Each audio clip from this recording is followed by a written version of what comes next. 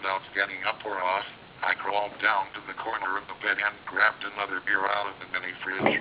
Nearing 9 p.m., the dog game would be over within the hour, and Luke would be going to bed. I felt wary about continuing to drink in the dark while he was sleeping close by. But I really had no other choice other than to quit drinking. Once supine again, I popped the cap and took a swig. While trying to think up a better plan, my eyes uncontrollably ventured up to the painting. It looked like Jesus didn't have anywhere to go either. Seemed we were in the same boat, a sinking one. Moments of vacuous pause, till my eyes entered into a gaze.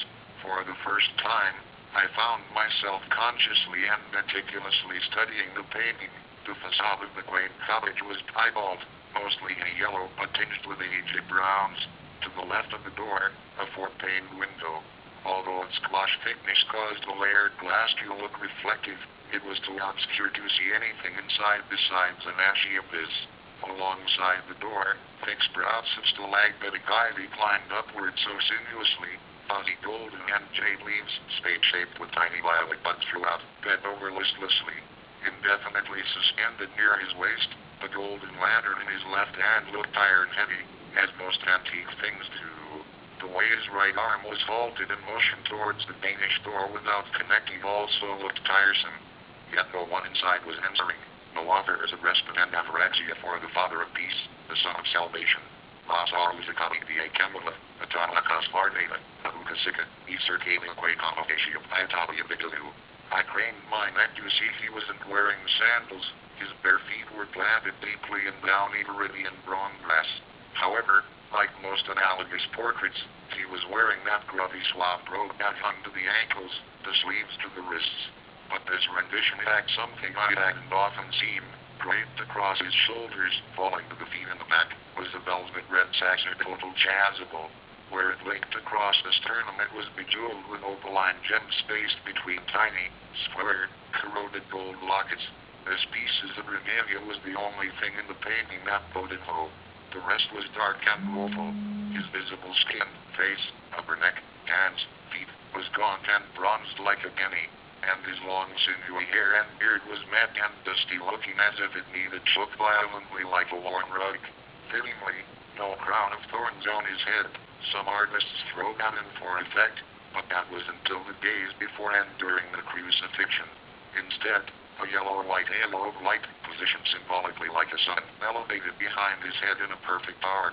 It could have been the light of optimism if it wasn't highlighting the desolation on his face. The solitary light only inflated the gloominess all around him, made his sullen face demarcated with heavy shadows and the emaciation of hunger. Seemed his right eye was only half visible, not just because his face was focused on the door, but because he'd been in the process of turning to look at you right before the artist had arrested him there indefinitely in a state of mortification. If you looked deeper into it and let your imagination paint a little more onto the canvas, which I was doing, you could see the deified hunger within his watery gray eyes waiting for the sepulchral end. But since no one is letting him in, he must wait suspended at the door of eternal darkness. I broke out of the gaze, regaining consciousness of my intoxication. Holding my beer up to Jesus, I said, saluting, to sinking ships and get him out, or in your case, get him in. Just then, Luke walked in, wrapped in a red bathrobe, returning from the showers. Were you talking to me? He asked timidly. If you did, I'm sorry, I didn't hear you. He tossed his dirty clothes into a feminine blue hamper next to his dresser. No. I took another swig, keeping my eyes in focus.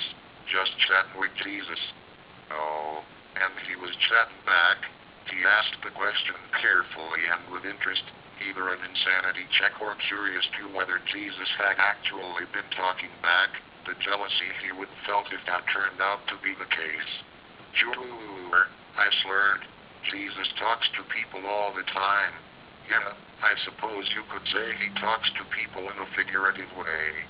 There was a mild reproach in his tone, or so it seemed.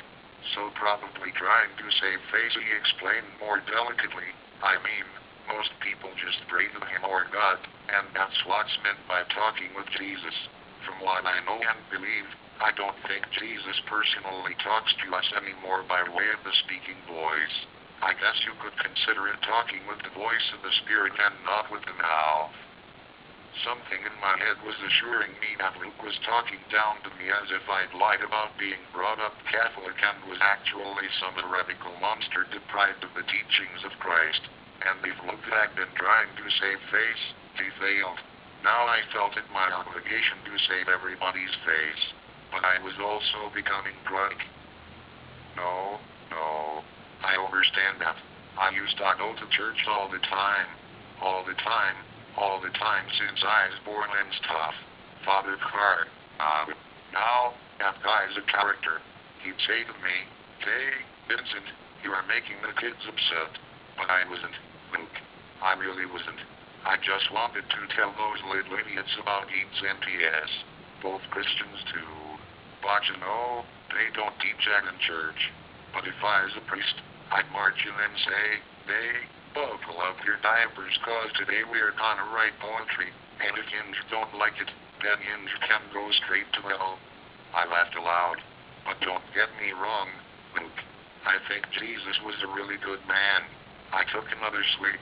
See, Jesus was really an order of working-class poetry. Had a heart like a romantic, but blessed with an universally understood language. A shackle of complexity binds mine. Won't let me get out all the fucking things festering deep inside. I stopped there. The room was so strange. Not silent because the dog game was on the television, but not the sound of the baseball game per se, but the drifty loneliness of the noise only added to the atmosphere a nostalgic pastime feel, as if I'd suddenly slipped back into the 19th century where I was a young man of a more simple time, although still the hopeless poet lying in the gutter looking up into the stars.